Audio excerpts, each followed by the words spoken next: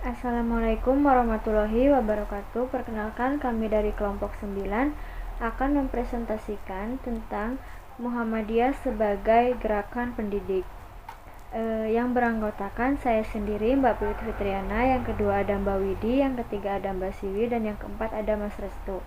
Surat yang pertama akan dibacakan oleh saya sendiri, Mbak Putri Fitriana, yang kedua oleh Mbak Widi, yang ketiga oleh Mbak Siwi, dan yang terakhir oleh Mas Restu. Ya, yang pertama, materi akan dibacakan oleh saya, yaitu tentang pembahasan mengenai satu latar belakang kemuhammadiyahan pendidikan. Maksudnya yaitu Muhammadiyah dikenal sebagai gerakan Islam yang memelopori pendidikan Islam modern.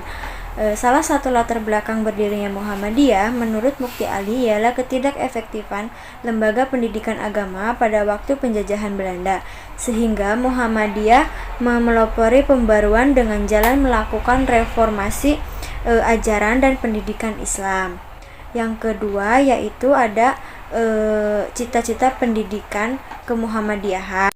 Yang dimaksudnya yaitu gagasan Kiai Dahlan, lahirnya manusia-manusia baru yang mampu tampil sebagai ulama intelek atau intelek ulama, yaitu seorang muslim yang memiliki keteguhan iman dan ilmu yang luas, kuat jasmani dan rohani. Nah, yang ketiga ada bentuk dan model pendidikan Muhammadiyah, yaitu yang didasari pada nilai-nilai tertentu. Ada merujuknya pada nilai-nilai yang bersumber pada Al-Quran dan Sunnah Nabi sepanjang masa, dan ada pula penerapan prinsip musyawarah dan kerjasama dengan tetap memelihara sikap kritis. Nah, yang keempat itu ada pemikiran pendidikan Muhammadiyah. Maksudnya yaitu Islam hendaknya diarahkan pada usaha membentuk manusia muslim yang berbudi pekerti luhur, alim dalam agama, luas pandangan dan paham masalah ilmu keduniaan, serta bersedia berjuang untuk kemajuan masyarakatnya.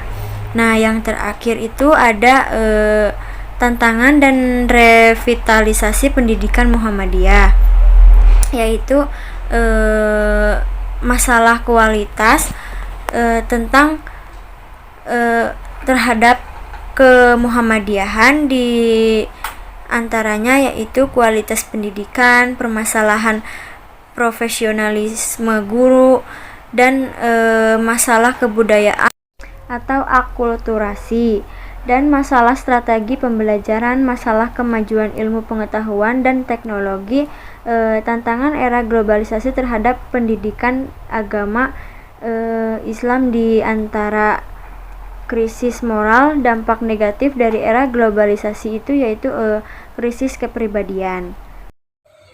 Ya, saya di sini akan menyampaikan materi tentang pendidikan, cita-cita pendidikan Muhammadiyah. Ide Kiai Ahmad Dahlan tentang model pendidikan integralistis inilah sebenarnya warisan yang mesti kita eksplorasi terus sesuai dengan konteks ruang dan waktu. Masalah teknik pendidikan itu bisa berubah sesuai dengan perkembangan ilmu pendidikan dan psikologi perkembangan. Dalam rangka mengintegrasikan kedua sistem pendidikan tersebut, Kiai Ahmad Dahlan itu melakukan dua tindakan.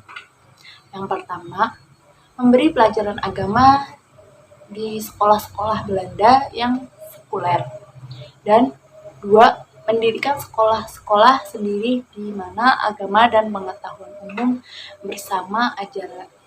bersama-sama yang diajarkan. Nah, dalam rangka menjamin kelangsungan sekolah yang ia dirikan, maka atas saran murid-murid Kiai Haji Ahmad Dahlan akhirnya itu mendirikan Perserikatan Muhammadiyah pada tahun 1912. Metode pembelajaran yang dikembangkan Kiai Ahmad Dahlan ini bercorak kontekstual melalui proses penyadaran. Cita-cita pendidikan yang digagas oleh Kiai Haji Ahmad Dahlan adalah lahirnya manusia-manusia yang baru yang mampu tampil sebagai ulama intelek atau intelek ulama, yaitu seorang muslim yang memiliki keteguhan iman dan ilmu yang luas, kuat jasmani dan rohaninya. Baik, materi selanjutnya yaitu bentuk dan model pendidikan Muhammadiyah. Bentuk dan model pendidikan Muhammadiyah dibagi menjadi 3 tipe, yaitu 1. Muallimin muallimat di Yogyakarta, pondok pesantren. Pondok ini didirikan oleh Kiai Haji Ahmad Dahlan sendiri pada tahun 1920 di Yogyakarta. Pondok ini merupakan perguruan tingkat menengah yang pertama kali di kota itu, yang memberikan ilmu umum dan agama bersama-sama. Yang kedua, Madrasah Depak, Ibtidaiyah, Sanawiyah, dan Aliyah. Yang terakhir, Sekolah Dinas, TK, SD, SMP, SMA, SMK, Universitas, ST, Politeknik, Akademi. Dari 3 tipe tersebut, pendidikan Muhammadiyah lebih modern, maju dalam menggunakan teknik dalam pembelajarannya. Sekian penjelasan dari saya, dan materi selanjutnya akan dijelaskan oleh teman saya. Selanjutnya adalah pemikiran pendidikan Muhammadiyah. Hampir seluruh pemikiran Kiai Haji Ahmad Dahlan berangkat dari keprihatinannya situasi dan kondisi umat global Islam pada waktu itu yang tenggelam dalam kejumudan, yaitu stagnasi, kebodohan, serta keterbelakangan. Kondisi ini lebih diperparah dengan politik kolonial Belanda yang sangat merugikan bangsa Indonesia. Menurut Kiai Haji Ahmad Dahlan, upaya strategis untuk menyelamatkan umat Islam dari pola berpikir yang statistik menuju ke pola pemikiran yang dinamis adalah melalui jalur pendidikan. Muhammadiyah sejak tahun 1912 telah menggarap dunia pendidikan, namun perumusan mengenai tujuan pendidikan yang spesifik tersusun pada tahun 1936. Pada mulanya, tujuan pendidikan ini tampak dari ucapan Kiai Haji Ahmad Dahlan, yaitu jadilah manusia yang maju. Jangan pernah lelah dalam bekerja untuk Muhammadiyah.